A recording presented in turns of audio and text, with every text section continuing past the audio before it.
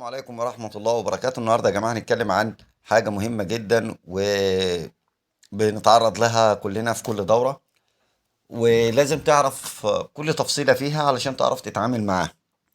أول حاجة دي يا جماعة هي العرج في الكتاكيت وفي الدواجن بصفة عامة. أولا بس خلينا متفقين يا جماعة إن مش كل ما يظهر عرج وصعوبة في المشي نجري ننزل أملاح وكالسيوم، لأن أوقات كتير قوي إن القصة ما بتبقاش نقص كالسيوم أو نقص أملاح، الأملاح في العظم أو ليه عظام. العرج له أسباب كتير يا جماعة جدا، منها نقص الأملاح المعدنية والكولين، إصابة بكتيريا الاستاف، إصابة الكوليستيريديا في الحالات الحرجة، التهاب في المفاصل، وده ممكن يكون بسبب مايكوبلازما مثلا، أو رطوبة زايدة في الفرش.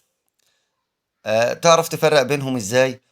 هو عموما يعني لازم كل مربي يكون عنده على الأقل تفاصيل صغيرة عشان يعرف يتعامل في أضيق الحدود. أهم حاجة يا جماعة عشان تعرف إن ده بنقص كالسيوم او في العظام او مرض تاني، لازم يبقى على الاقل تشوف الحاله. لو كتاكيتك او فراخك النشاط الحيويه فيها عاليه وبيظهر بعض حالات العرج، النشاط عالي، الحيويه عاليه، الحركه كويسه، الدنيا حلوه، يبقى فعلا عندك نقص املاح، فبتبدا تنزل الكالسيوم او الكولين او معاهم الالف دال، فبتلاقي بعد يوم بعد اتنين بتلاقي الامور استقرت والدنيا رجعت تمام. لو في خمول بقى لا قدر الله والحاجات دي، يبقى انت لازم تقف، لان انت كده عندك مشكلة مرضية.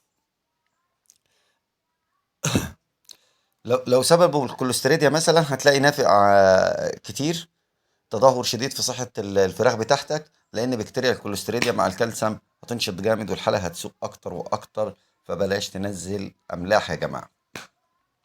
بكتيريا الاستاف غالبا بتكون في فترة الاسابيع الاولى من العمر، وهتكون مصحوبة باسهال احمر اللون، والمضادات الحيوية اللي بتشتغل على البكتيريا سالبة الجرام مش هتأثر عليها نهائي، أشهرهم طبعا الكوليستين.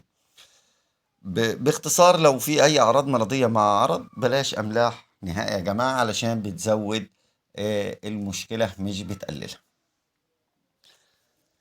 كمان عندك الأمراض الفيروسية يا جماعة.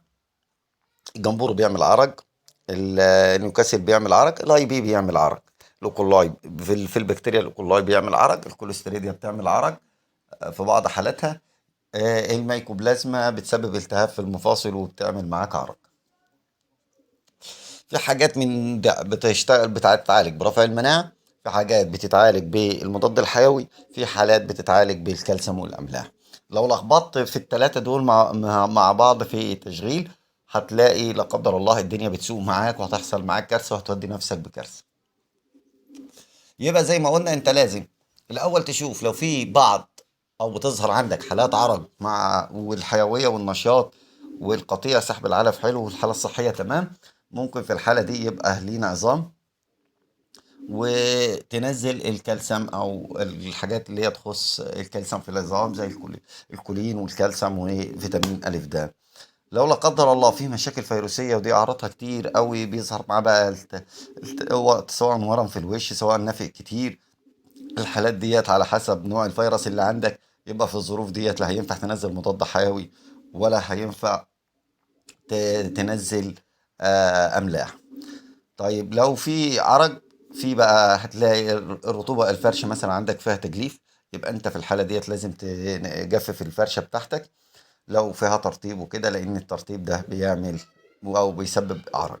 كمان لو في بقى اي حالات ميكروبيه زي ميكوبلازما، وده هتسمع اصوات تنفسيه مختلفه عندك في العنبر، سواء بقى حشرجه، سواء نطره، سواء خنفره، زي ما بتسميها، وكل الاشكال اللي هتقول عليها هتلاقيها عندك.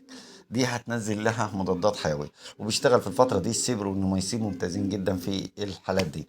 طيب لو في بسبب الكوليستيريديا، ودي هتلاقي الالوان كتير على الفرشه ومختلفه، وكمان في انتفاش في الريش وتراجع في سحب العلف، يبقى انت كده في حاله الكوليستيريديا، ودي هتنزل لها مضاد حيوي معوي كويس.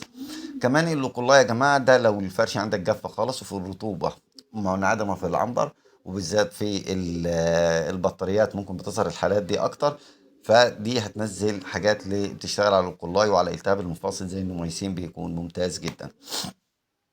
يبقى انت كده بالتقريب او باقل الامكانيات او باقل فكره عرفت ايه اسباب العرق. فما تجريش اول ما تلاقي عرق في العنبر تجري تنزل املاح او تنزل بيكافكولين او تنزل اي حاجه من الكالسيوم والاملاح والحاجات دي،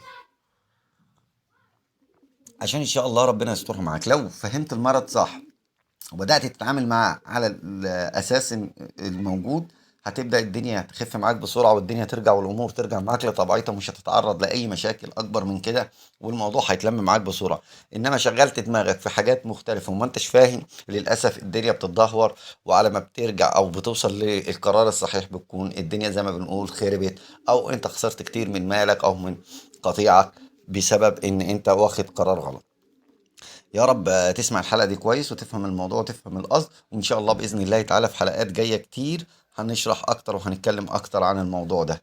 وبكده أقدر أقول لكم السلام عليكم ورحمة الله وبركاته. السلام عليكم ورحمة الله وبركاته. النهاردة يا جماعة هنتكلم عن حاجة مهمة جدا وبنتعرض لها كلنا في كل دورة، ولازم تعرف كل تفصيلة فيها علشان تعرف تتعامل معاها. أول حاجة دي يا جماعة هي العرج في الكتاكيت وفي الدواجن بصفة عامة. اولا بس خلينا متفقين يا جماعه ان مش كل ما يظهر عرج وصعوبه في المشي نجري ننزل املاح وكالسيوم، لان اوقات كتير قوي ان القصه ما بتبقاش نقص كالسيوم او نقص املاح، الاملاح في العظم او ليه عظام.